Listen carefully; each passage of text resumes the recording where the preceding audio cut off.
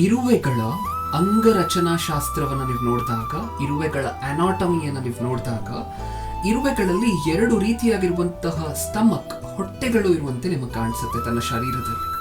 ಅದರಲ್ಲಿ ಒಂದು ಹೊಟ್ಟೆಗೆ ಪರ್ಸನಲ್ ಸ್ಟಮಕ್ ಅಂತ ಹೇಳಿ ಕರಿತೀವಿ, ಇನ್ನೊಂದು ಹೊಟ್ಟೆಯನ್ನ ಸೋಷಿಯಲ್ ಸ್ಟಮಕ್ ಅಂತ ಹೇಳಿ ಕರಿತೀವಿ.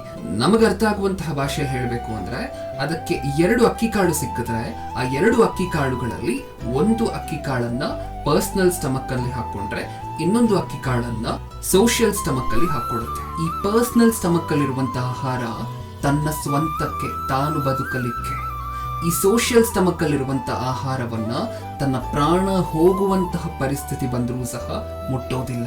ಹಾಗಾದ್ರೆ ಈ ಆಹಾರ ಯಾರಿಗೆ ಅಂತ ಹೇಳಿದ್ರೆ, ಇನ್ನೊಂದು ಇರುವೆಗೆ ಆಹಾರ ಇಲ್ಲದೆ ಇದ್ರೆ ಈ ಸೋಷಿಯಲ್ ಸ್ಟಮಕ್ ಅಲ್ಲಿಂದ ಆಹಾರವನ್ನು ತೆಗೆದು ಅದಕ್ಕೆ ಕೊಡುತ್ತೆ.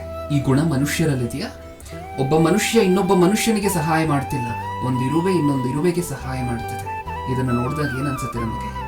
ನಾವು ಕಲಿಬೇಕಾಗಿರುವಂತಹದ್ದು ಏನಾದರೂ ಇದೆಯಾ? ಅದಕ್ಕೆ ದೇವರು ಹೇಳಿರುವಂತಹದ್ದು, ಇರುವೆ ಹತ್ರ ಹೋಗಿ ಪಾಠ ಕಲ್ತ್ಕೋ.